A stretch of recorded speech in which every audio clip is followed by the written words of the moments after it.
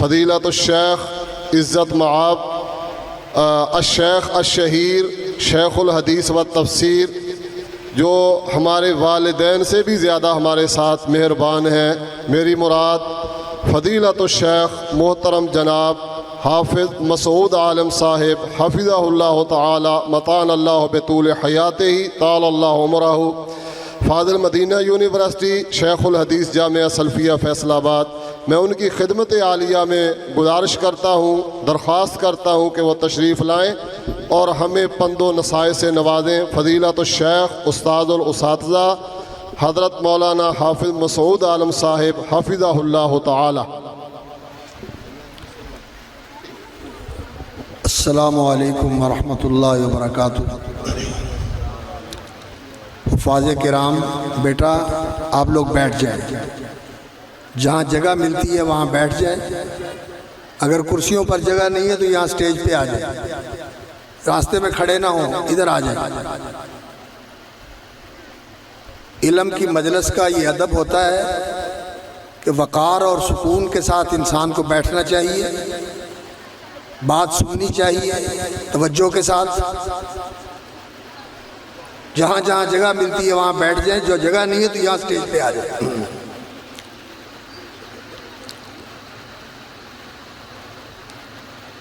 میں زیادہ لمبی بات نہیں کروں گا، چند ایک باتیں عرض کرنا چاہتا ہوں، امید ہے آپ توجہ فرمائیں گے۔ الحمدللہ والصلاة والسلام علی رسول اللہ واشہد ان لا الہ الا اللہ وحدہ لا شریک لہ واشہد ان محمدا عبدہ ورسولہ وبعد۔ اعوذ باللہ السمیع العلیم من الشیطان الرجیم، بسم اللہ الرحمن الرحیم۔ اقرأ بسم ربک الذی خلق، خلق الانسان من علق، اقرأ وربک الاکرم، الذی علم بالقلم، علم الانسان ما لم یعلم۔ فضیلت مآب علماء کرام، قرائے اعظام، اساتذہ گرامی منزلت، دی نالج قرآن اکیڈمی اور اس اکیڈمی کے ذی وقار عالی مرتبت ایڈمن، ہماری زبان میں اس کے ڈائریکٹر اور مدیر جناب طارق الرحمان صاحب، ڈاکٹر طارق الرحمان صاحب، اور ان کے رفقاء جو اس ادارے کو چلا رہے ہیں، اس کا اہتمام، انتظام اور انصرام سنبھالے ہوئے ہیں۔ اللہ تعالیٰ ان کی زندگیوں میں، ان کی صلاحیتوں اور توانائیوں میں برکت فرمائے اور ان کی یہ مساعی جمیلہ قبول فرمائے اور انہیں صدقہ جاریہ بنائے اور میزان حسنات میں شامل فرما کر اللہ تعالیٰ اپنی رضا اور نجات کا ذریعہ بنائے۔ مجلس کے اندر یہ حفاظ، ان کے والدین اور اعزاء و اقرباء بھی موجود ہیں۔ میں دو تین باتوں کی طرف متوجہ کرنا چاہتا ہوں۔ یہ قرآن وحی کا وہ علم ہے جو اللہ رب العزت نے نبیوں کو عطا فرمایا، اور انبیاء علیہ الصلاۃ والسلام وہ ہستیاں ہیں انسانوں میں سے جن کو اللہ رب العزت نے انسانوں میں سے چن لیا۔ یجتبی الیہ من یشاء، اللہ تعالیٰ اپنے لیے چن لیتا ہے جسے چاہتا ہے۔ تو انسانوں میں سے جن ہستیوں کو اللہ رب العزت نے چن لیا، انہیں نبوت کے اور رسالت کے شرف سے ممتاز اور سرفراز فرما دیا، اور نبیوں میں سب سے پہلے جس ہستی کی نبوت کا فیصلہ فرمایا گیا وہ سب سے آخر میں آنے والے اور جن کی ذات اقدس پر نبوت کی تکمیل ہوئی اور اس کا اختتام ہوا وہ محمد الرسول اللہ صلی اللہ علیہ وسلم ہے۔ ان کی نبوت کا فیصلہ سب سے پہلے ہوا اور پھر اس کے بعد دوسرے نبیوں کی نبوت کے اللہ رب العزت نے فیصلے فرمائے اور وہ فیصلے لکھے گئے، اور نبیوں کو اللہ رب العزت نے علم عطا فرمایا، وحی کا علم، کتابیں دی، صحیفے نازل کیے ان کے اوپر۔ ابراہیم علیہ السلام کے صحیفوں کا قرآن میں ذکر ہے، موسیٰ علیہ السلام کے صحیفوں کا ذکر ہے، تورات موسیٰ علیہ السلام کو دی گئی۔ بنی اسرائیل کی فرعون سے نجات کے بعد جب وہ آزاد ہو کر گئے تو ان کو تورات تب ملی تھی، اس سے پہلے اللہ رب العزت نے ان کو صحیفے عطا فرمائے تھے جو وہ لے کر فرعون کو دعوت دینے والے تھے اور اس کی قوم کو دعوت دینے والے تھے، دعوت دیتے رہے لیکن انہوں نے اسے جھٹلایا تو اللہ رب العزت کا عذاب ان کے اوپر آیا۔ اسی طرح ابراہیم علیہ السلام کو بھی اللہ نے صحیفے عطا فرمائے، اور بھی کتابیں اللہ رب العزت نے نازل فرمائی لیکن ان کا ذکر اللہ تعالیٰ نے فرمایا نہیں ہے، لیکن 4 کتابیں مشہور ہیں، تورات، زبور، انجیل اور قرآن۔ قرآن سب سے آخر میں آنے والی کتاب ہے، اور اس کتاب کے اندر پہلی آسمانی کتابوں کی جتنی تعلیمات تھی، جو ہدایات تھی، اللہ رب العزت نے ان کا جوہر، خلاصہ اور نچوڑ اس کتاب کے اندر محفوظ فرما دیا، اور اللہ رب العزت نے یہ وحی جو اللہ رب العزت کا پیغام ہے اللہ کے بندوں کے نام، اس پیغام کو اللہ سے لے کر ان انبیاء اور رسل تک پہنچانے کے لیے فرشتوں میں سے بھی انتخاب فرمایا، اور جن کو اللہ رب العزت نے انسانوں میں سے انتخاب فرمایا تھا، انبیاء اور رسل، وہ فرشتے اللہ رب العزت کے ان تک پیغام لے کے آتے رہے، اور ان وحی کے اوپر جن کی اللہ رب العزت نے ڈیوٹی لگائی ہوئی ہے، ان کے سردار حضرت جبریل امین ہیں علیہ السلام، جن کو روح القدس کہا جاتا ہے، روح الامین کہا جاتا ہے، اور جو نبی اور رسول اللہ رب العزت نے منتخب فرمائے اس پیغام کو بندوں تک پہنچانے کے لیے، ان کے سردار اور ان کے امام اور پیشوا سید الاولین والآخرین، سید ولد آدم، فخر دو عالم حضرت محمد الرسول اللہ صلی اللہ علیہ وسلم ہے۔ اور اللہ رب العزت نے یہ وحی جو انبیاء علیہ الصلوۃ والسلام کو پر نازل فرمائی اور یہ علم جو ان کو عطا فرمایا، یہ علم بہت اونچا علم ہے، بہت اونچا علم ہے۔ یہ علم وہ علم ہے جس علم کی وساطت سے یہ انسان جس کو اللہ رب العزت نے اشرف المخلوقات بنایا ہے، احسن تقویم کا پیکر بنایا ہے، کرمنا بنی آدم کا، جس کا کی عزت و کرامت کا تاج اللہ نے اس کے سر پہ رکھا ہے، اور اسے زمین کے اندر خلافت کی اللہ رب العزت نے ذمہ داری سونپی ہے، یہ انسان اس درجے کا انسان بنتا ہے کہ وہ اس کرامت کا مستحق بن سکے اور وہ یہ خلافت کی ذمہ داری پوری کر سکے، اور اس خلافت کی ذمہ داری پوری کرنے کے بعد اور وہ انسانی کمالات اپنے اندر پیدا کرنے کے بعد اس لازوال بادشاہت کا وارث بن سکے۔ ہر انسان، ہر مرد اور ہر خاتون اس لازوال بادشاہت کا وارث بن سکے جو بادشاہت اللہ رب العزت نے جنت کی صورت میں تیار فرمائی ہوئی ہے۔ وہ بادشاہت ہے، وہ مملکت ہے، اور وہ مقام ہے کہ اس دنیا کے اندر کوئی بھی انسان پہلے دور کا، درمیانے زمانے کا، آج 21ویں صدی کا، آنے والے زمانوں کا کوئی انسان بھی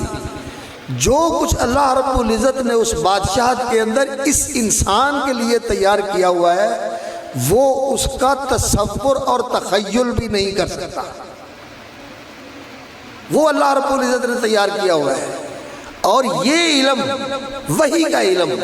یہ قرآن کا علم، یہ وہ علم ہے جو اس انسان کو اس بادشاہت کے حصول کے لیے اور اس کی وراثت کے لیے تیار کرنے والا علم ہے۔ یہ سب سے اونچا علم ہے، یہ سب سے اعلیٰ اور افضل علم ہے۔ اس لیے یہ علم سکھاتے ہوئے، یہ علم پڑھاتے ہوئے، اس علم سے متعلمین اور طلبہ کو آراستہ کرتے ہوئے یہ شعور ان کے اندر پختہ کرنا چاہیے کہ تم نے کیا بننا ہے۔ تم نے جنت کا وارث بننا ہے، تم نے جنت کی بادشاہی کا وارث بننا ہے، اور تم نے انسانیت کے اعلیٰ ترین مدارج تک ترقی کرنی ہے، اور اللہ رب العزت کے خواص اسپیشل جن کو اللہ رب العزت نے اپنایا ہے، اپنا بنایا ہے، تم نے اس گروہ کے اندر شامل ہونا ہے۔ اس لیے اپنے آپ کو سنبھال کے رکھیں، اور خوش نصیب ہیں وہ والدین جو اپنی اولاد کو اس مقام تک پہنچنے کے لیے وقف کرتے ہیں اور انہیں تیار کر کے اس طرح کی اکیڈمیوں میں اور اس طرح کے مدارس میں اور اس طرح کے مکاتب حلقات قرآنیہ میں بھیجتے ہیں۔ اور یہاں جو پڑھانے والے اساتذہ ہیں انہیں ان طلباء کے اندر یہ شعور، یہ ادراک، بے شک بچے ہیں، یہ چیز بٹھا دینی چاہیے، اور ان بچوں کے اس عمر کے اندر 5-6 سال کی عمر سے لے کر بلکہ اس سے پہلے ماں کی گود میں، اللہ اکبر، آج تو انسان نے اس بات کو دریافت کر لیا کہ جب بچہ ماں کے پیٹ میں ہوتا ہے تو ماں کی سوچوں کا بھی اس کے اوپر اثر ہوتا ہے۔ میری بہنیں، میری مائیں اور میری بیٹیاں بیٹھی ہوئی ہیں،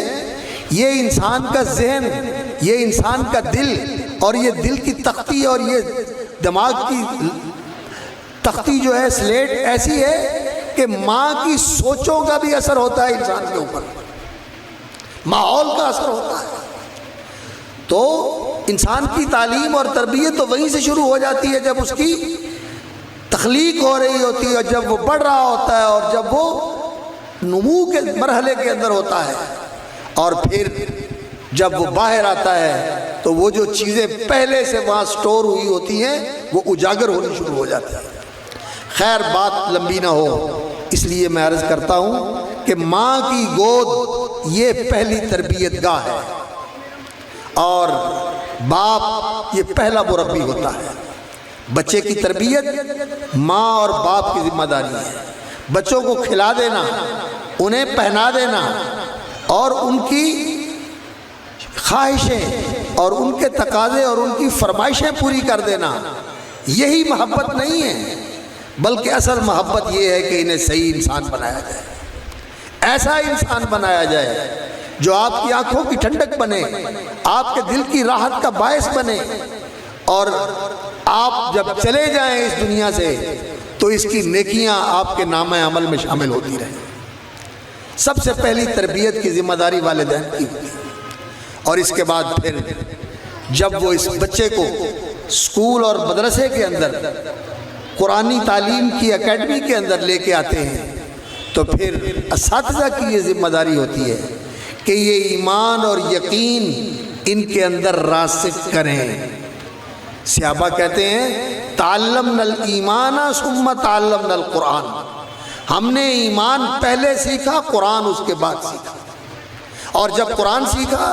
تو فزددنا بھی ایمانا، تو پھر ہمارا ایمان بڑھتا چلا گیا۔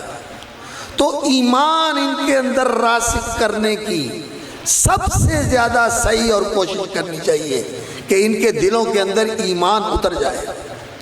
اور بچپن میں جو چیزیں اس دل کے اندر اتار دی جائیں اور اس ذہن کے اندر سمو دی جائیں اور اس دل و دماغ کی تختی کے اوپر نقش کر دی جائیں، اور خاص طور پر جب ذرا انسان کا شعور بیدار ہو جاتا ہے تو پھر تو سچی بات یہ ہے کہ یہ ایمان کی بشاشت اور یہ ایمان کی حلاوت انسان کے رگ و پے میں سرایت کر جاتی ہے اور اس کے وجود کا حصہ بن جاتی ہے، اور پھر یہ کبھی نکلتی نہیں۔ یہ چیز بہت ضروری ہے، یہ بہت ضروری ہے۔ صرف چیز زبان پہ چڑھا دینا اور اس کی یادداشت کے اندر اس کو محفوظ کر دینا یہ بہت اونچا کام ہے، لیکن اصل کام یہ ہے کہ ان بچوں کے اندر ایمان راسخ کیا جائے اور انہیں انسان بنایا جائے، انسانیت کی تعلیم انہیں دی جائے، ان کا تزکیہ کیا جائے، اخلاق سکھائے جائیں، آداب سکھائے جائیں، اور اس کے لیے والدین کی شراکت اور ان کا تعاون ضروری ہوتا ہے کہ جو کچھ یہاں سکھایا پڑھایا جاتا ہے گھر میں اس کا محاسبہ کیا جائے، دیکھا جائے کہ بچہ کہاں تک چل رہا ہے۔ یہاں تو پڑھا دیا جائے اور گھر کا ماحول کچھ اور ہو، نہیں، گھر کا ماحول بھی پاکیزہ ہونا چاہیے، تو پھر وہ انسان بنتا ہے جو قرآن کا مطلوب انسان ہے، اور جو قرآن کا مطلوب انسان ہے اس کا سب سے اعلیٰ اور سب سے اکمل اور سب سے افضل نمونہ اور ماڈل، رول ماڈل، آئیڈیل شخصیت وہ محمد الرسول اللہ صلی اللہ علیہ وسلم کی ذات گرامی ہے۔ قرآن کیسا انسان چاہتا ہے، اس کو عملی زندگی کے اندر، اس کو دنیا کے اندر چلتا پھرتا، بولتا چالتا اور زندگی کی مصروفیات کے اندر مشغول دیکھنا چاہتے ہیں، تو آپ کے سامنے نمونہ ہے محمد رسول اللہ صلی اللہ علیہ وسلم کی ذات اقدس۔ ان کو سامنے رکھ کر اپنے آپ کو اس کے مطابق بنانا اور اس کے مطابق ڈھالنا اور اس کے مطابق اپنے اندر تبدیلی لے کے آنا، جو کمزوریاں ہیں انہیں امپروو کرنا، جو خوبیاں ہیں ان کو اور زیادہ بڑھانے کی کوشش کرنا، اور اپنے آپ کو بچا کے رکھنا کہ ماحول کی آلودگیاں انسان کے اوپر اثر انداز نہ ہو سکے۔ قرآن کی تعلیم کا اصل مقصد یہ ہے۔ قرآن یہ کتاب تزکیہ ہے، یہ کتاب تربیہ ہے، یہ انسان کو انسان بنانے والی کتاب ہے اور انسان کو ان اعلیٰ مدارج تک پہنچانے والی کتاب ہے، جیسا کہ رسول اللہ صلی اللہ علیہ وسلم نے فرمایا ان اللہ یرفع بہذا الکتاب اقواما، اللہ تعالیٰ اس کتاب کے ذریعے غریب گھر کے، بہت معمولی خاندان کے، جن کو کوئی جانتا نہیں، جن کی کوئی سوسائٹی کے اندر حیثیت نہیں، وہاں سے ایک بچہ نکلتا ہے اور قرآن مجید کا حافظ بنتا ہے، اور پھر وہ قرآن مجید کی خدمت کرتا ہے اور وہ امت کا امام بن جاتا ہے۔ یرفع بہ اقواما ویضع بہ آخرین، اور پھر جو لوگ اس سے اعراض کرتے ہیں، اس سے منہ موڑتے ہیں، اللہ تعالیٰ انہیں پستیوں کی طرف دھکیل دیتے ہیں۔ قرآن سے ٹوٹ کر کوئی عزت و عظمت حاصل نہیں کر سکتا۔ عزت و عظمت اسے ملے گی جو قرآن سے جڑے گا، اور قرآن سے جڑنا صرف اس کے الفاظ سے جڑنا نہیں، پیار سے چوم لینا نہیں، آنکھوں اور سینے سے لگا لینا نہیں، جزدان میں سجا کے اوپر رکھ دینا نہیں، صرف یہ جڑنا نہیں قرآن سے۔ قرآن سے جڑنا یہ ہے کہ انسان اپنے اس قرآن مجید کو اپنی زندگی کی گائیڈ بک بنا لے، رہنما کتاب بنا لے، اسے دیکھ دیکھ کے، اس سے پوچھ پوچھ کے چلے۔ یہ کتاب ہدایت ہے اور یہ سب کے لیے ہے، حافظوں کے لیے بھی ہے، علماء کے لیے بھی ہے، ماں باپ کے لیے بھی ہے، عوام کے لیے بھی ہے۔ تو یہ چیز ان طلباء کے اندر پیدا کرنے کی کوشش کرنی چاہیے۔ اور دی نالج، العلم، یہ العلم جو ہے یہ وحی کا علم ہے، اور یہ سب سے اعلیٰ اور افضل علم ہے، اور یہ آدم گری کا علم ہے، یہ انسان سازی کا علم ہے، اور اس انسان کے اندر جو خفیہ اور پوشیدہ صلاحیتیں اللہ رب العزت نے رکھی ہوئی ہیں ان کو پروان چڑھانے کا علم ہے، تربیت کے ساتھ اور تزکیہ کے ساتھ، اس لیے یہ سب سے اعلیٰ اور اونچا علم ہے۔ اور باقی اسکول کی تعلیم، سائنس کی، ٹیکنالوجی کی، میڈیکل کی، انجینئرنگ کی، جو بھی تعلیم کے شعبے ہیں، یہ ساری تعلیمات اس لیے ہیں کہ انسان اس خلافت ارضی کی ذمہ داریاں پوری کر سکے۔ ضروری ہے، سیکھنے چاہیے، پڑھانے چاہیے، یہ علم سیکھنے، پڑھنے، پڑھانے ضروری ہیں خلافت کی ذمہ داریاں پوری کرنے کے لیے۔ لیکن یہ زمین اور یہ زمین کی خلافت ایک وقت تک کے لیے ہے، اور اس کے بعد یہ بندہ بھی نہیں رہے گا، یہ زمین بھی نہیں رہے گی، یہ جان بھی نہیں رہے گا۔ اصل زندگی اگلی زندگی ہے، اس زندگی کے لیے اس انسان کو تیار کرنا کہ اس جنت کا وارث بن سکے جو اللہ رب العزت نے اس انسان کے لیے بنائی ہے کہ یہ اس کا بادشاہ بنے، وہاں ہر ایک انسان بادشاہ ہو۔ آپ اندازہ کریں، رسول اکرم صلی اللہ علیہ وسلم نے فرمایا جنت کے اندر جو سب سے کم تر جنتی ہوگا، سب سے لویسٹ، سب سے نیچے، سب سے آخر میں جنت میں آنے والا، اس کو کتنی بڑی بادشاہی ملے گی؟ اس دنیا سے 10 گنا بڑی بادشاہی، اس پوری دنیا سے 10 گنا بڑی بادشاہی اللہ رب العزت اس کو عطا فرمائے۔ تو جنت کے وارثوں کو مبارک ہو، اور اپنے آپ کو اس کا وارث اور اس کا اہل ثابت کریں، اس کے لیے اپنے اندر وہ صفات پیدا کریں جو ایک صاحب قرآن کی صفات ہے۔ اس لیے ایک کتاب ہے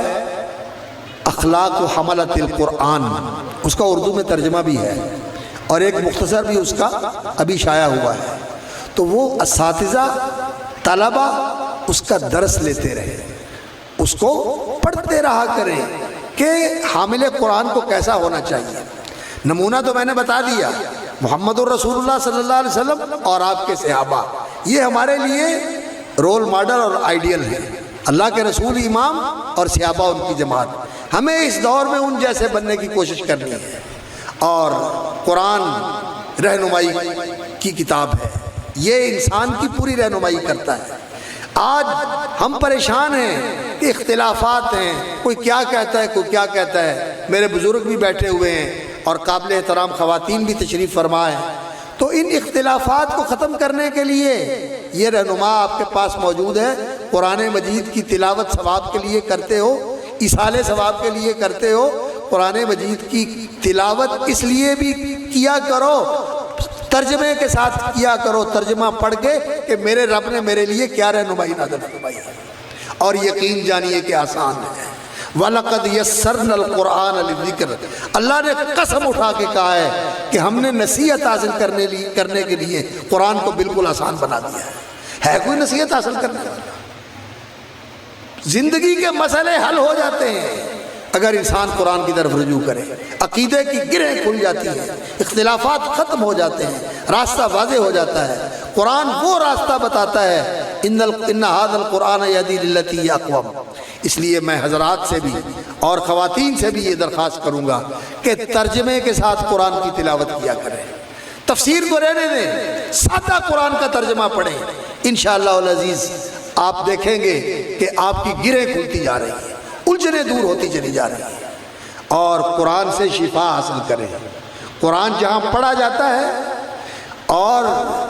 جہاں قرآن سنا جاتا ہے، وہاں اللہ رب العزت کی طرف سے رحمتیں اور شفا کے اللہ رب العزت عطیہ نازل فرماتا ہے۔ شفاء لما فی الصدور، قل هو للذین آمنوا ھدی وشفاء، یہ قرآن مجید شفا ہے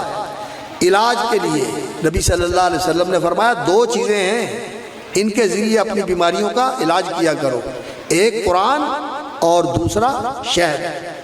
شہد کا استعمال کرو اگر خالص مل جائے، اور قرآن مجید پڑھو اور اس پر عمل کرو،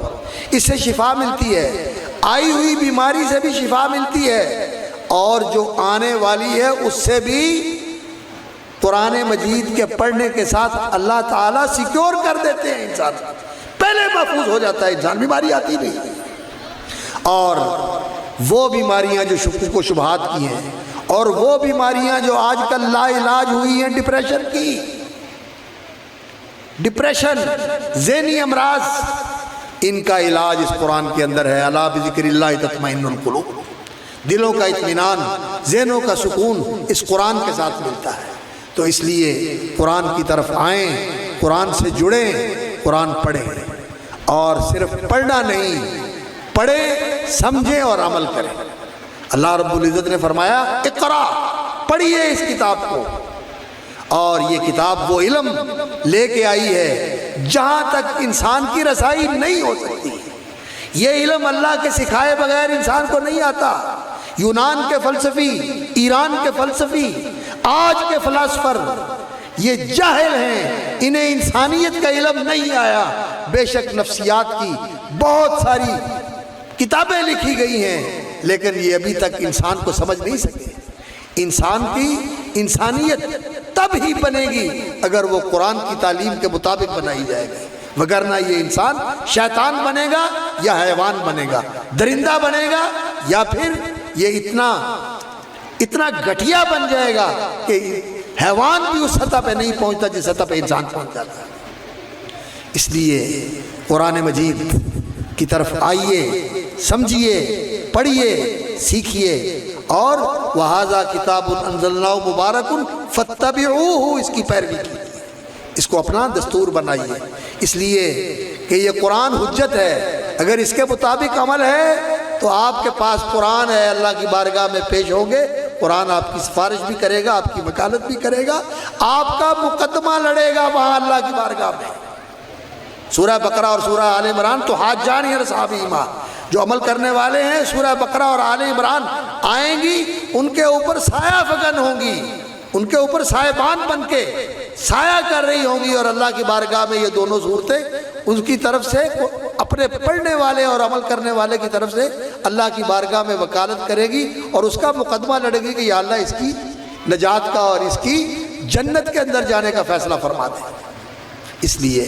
ہمیں قرآن سے جڑنے کی ضرورت ہے۔ یقین جانیے ہم قرآن سے بہت دور ہیں۔ آئیے قرآن کی طرف، اور بہت ہی لائق تکریم ہے اور قابل تحسین ہے یہ حضرات جو اس دور میں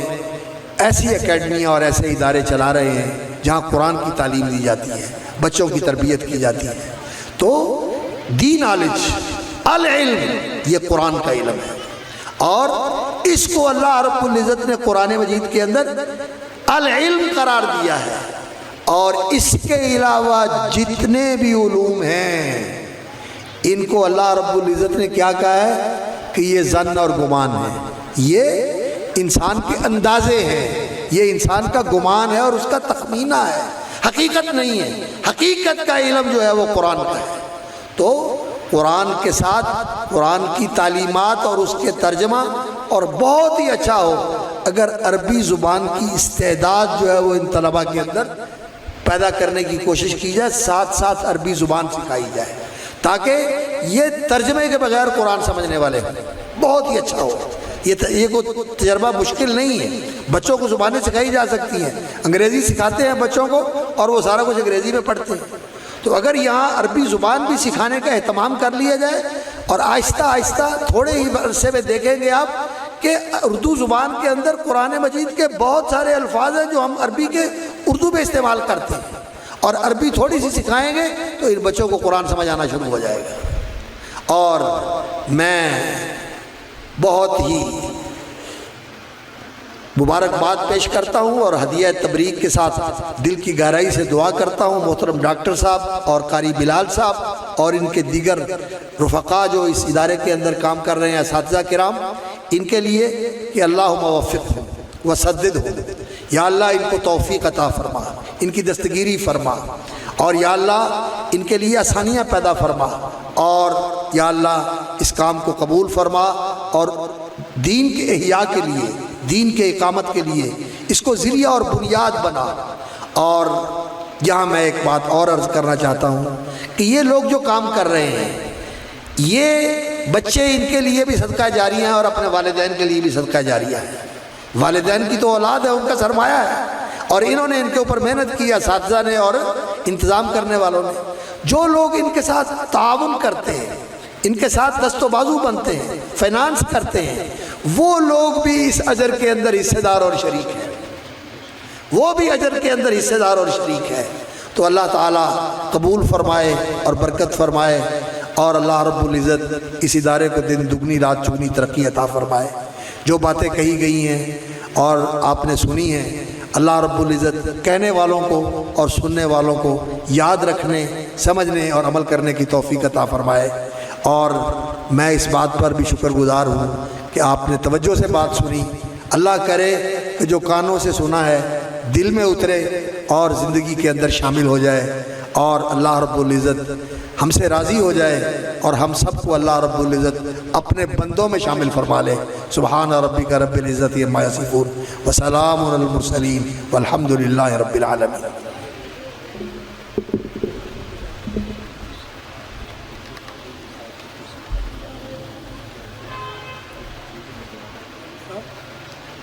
میں گزارش کروں گا اپنے برادر محترم جناب قاری بلال صدیق صاحب اور محترم جناب ڈاکٹر طارق رحمان صاحب، ان کی خدمت میں گزارش ہے کہ وہ استاذی الشیخ المحترم ان کی خدمت میں شیلڈ پیش کریں۔ اللہ تعالیٰ کو عزت دے، بارک اللہ، بہت بہت شکریہ، بارک اللہ فیک، رفع اللہ قدرک، جزاکم خیر، بارک اللہ، جزاکم اللہ خیر، احسن دنیا میں۔ اب استاد جی سے میں گزارش کروں گا وہ دعا فرمائیں گے خصوصی انشاءاللہ۔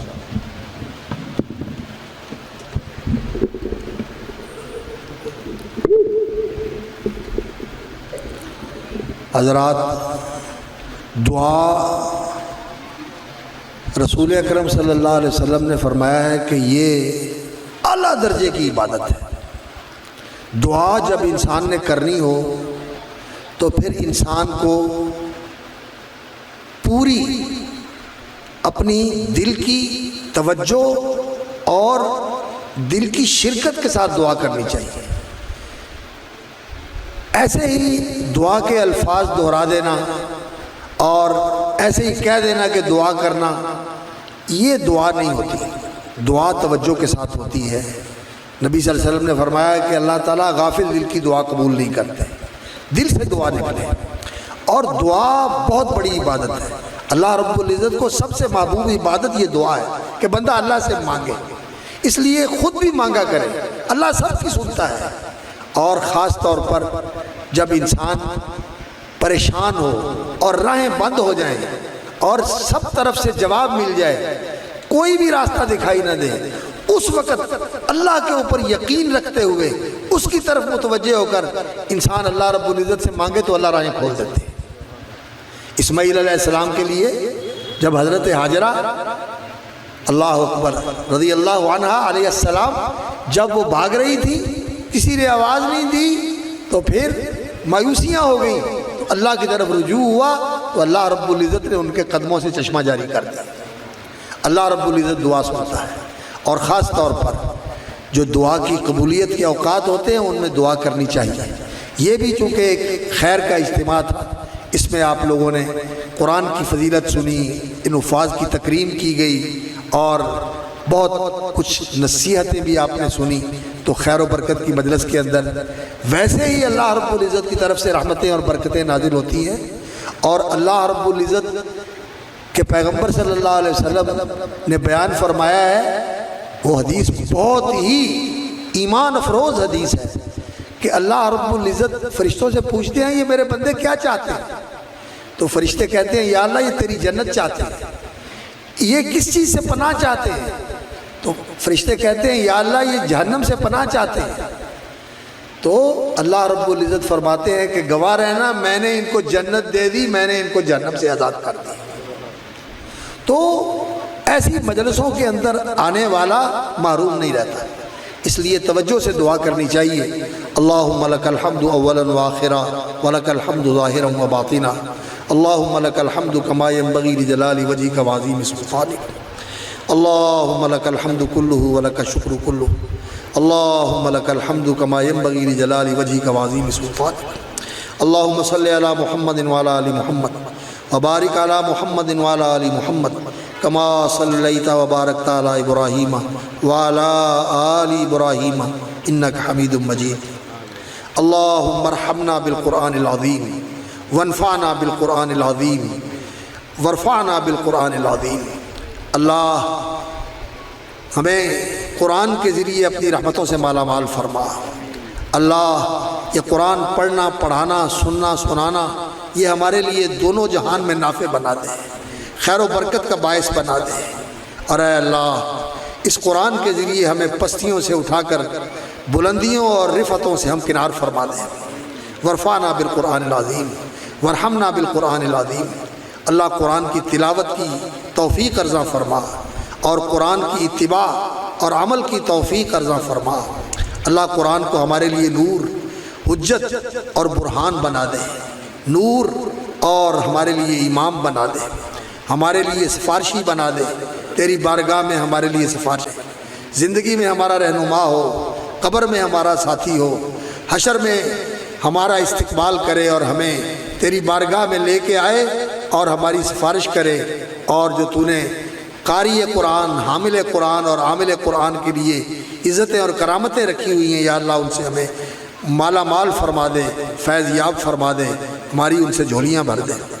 या अल्लाह जिन बच्चों ने कुरान मजीद हिफ़्ज़ किया है, हिफ़्ज़ की सआदत हासिल की है,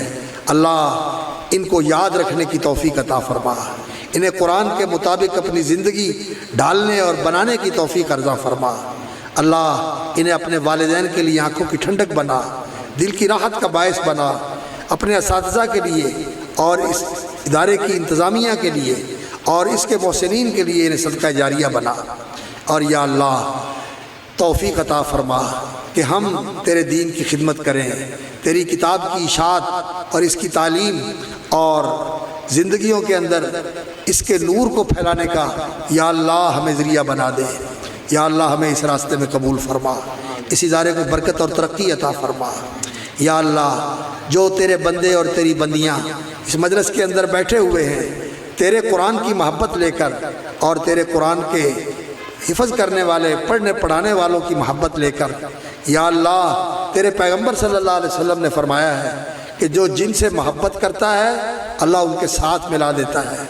या अल्लाह हमें तेरे कुरान से मोहब्बत है, कुरान के खादिमों से मोहब्बत है, कुरान के लाने वाले हज़रत मोहम्मद रसूलुल्लाह सल्लल्लाहु अलैहि वसल्लम से मोहब्बत है। या अल्लाह हमें उनके साथ मिला दे, उनकी राह पे लगा दे, उनके नक्शे कदम पे चला दे और जन्नत में उनका साथ नसीब फरमाना, उनकी शफात नसीब फरमाना, उनकी मईयत नसीब फरमाना, उनकी रफ़ाकत नसीब फरमाना।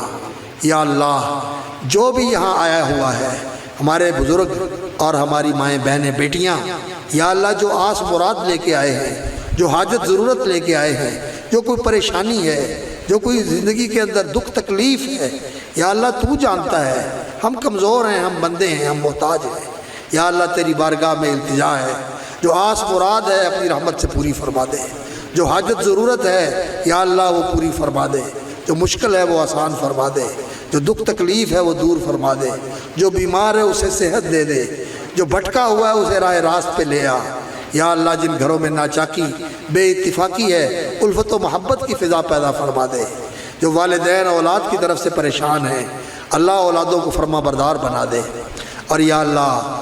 जिन वालिदैन के यहाँ नरीना औलाद नहीं है, अल्लाह उनको नरीना औलाद अता फरमा। जो वालिदैन बच्चियों